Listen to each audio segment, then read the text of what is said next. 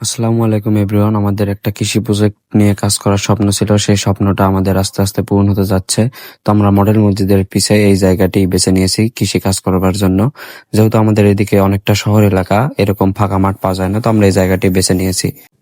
আর আমরা এখন চলে আসছি নদীর পাড়ে। নদীর পাড় থেকে আমরা এখন কিছু কচুরিপানা সংগ্রহ করব। আর সেই কচুরিপানা সংগ্রহ করার কারণ হচ্ছে কচুরিপানা থেকে আমরা সার বানাবো। আর সার ছাড়া ভালো ফসল সম্ভব হয় না, আপনারাও জানেন এটা। তো আমরা এই সারটা বাজার থেকে না কিনে আমরা নিজেরাই প্রস্তুত করার চেষ্টা করছি।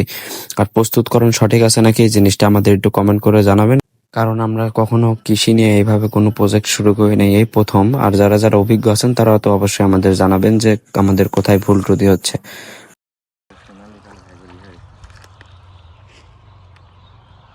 তো আমরা এখন এই জায়গাতে পরিষ্কার মাটি নিয়েছি। তো কিছু পরিষ্কার মাটি নেওয়ার পরে আমরা এগুলা গুঁড়া গুঁড়া করবো। গুঁড়া গুঁড়া করার পরে আমরা একটি পাত্রের মধ্যে ভরবো। ভরার পরে আমরা সেই পাত্রে বীজ দেবো। তো সেই প্রক্রিয়াটিও আপনাদের আমি দেখাবো।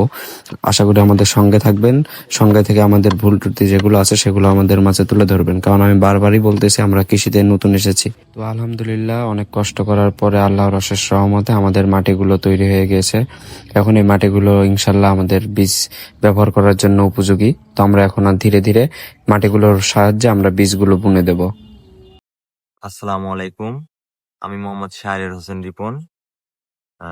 আমি কৃষিতে নতুন আসছি। তো আমাদের এই প্রজেক্টের জন্য আমাদের যে মূল টার্গেট সেটা হলো লাউ গাছ নিয়ে। আমাদের এই প্রজেক্টে সর্বনিম্ন 150টা বীজ লাগবে।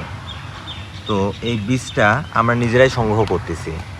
এই যে আমরা মাটি তৈরি করছি, মাটি তৈরি করার পর ওয়ান টাইম কাপে আমরা এটাকে চারা দেব।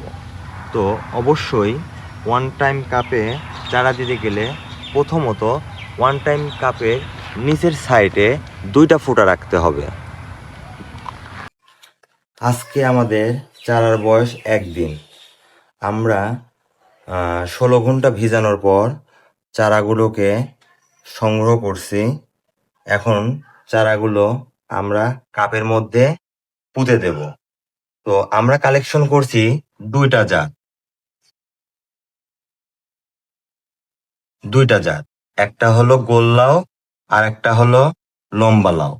আলহামদুলিল্লাহ, আজকে সারাদিন আমরা এই কাজগুলোই করেছি যেগুলো আপনাদের মাঝে আমরা তুলে ধরছি। ইনশাল্লাহ পরবর্তীতে যে কাজগুলো করব সেগুলোও তুলে ধরবো। এতক্ষণ সবাই ভালো থাকবেন। আল্লাহ হাফেজ।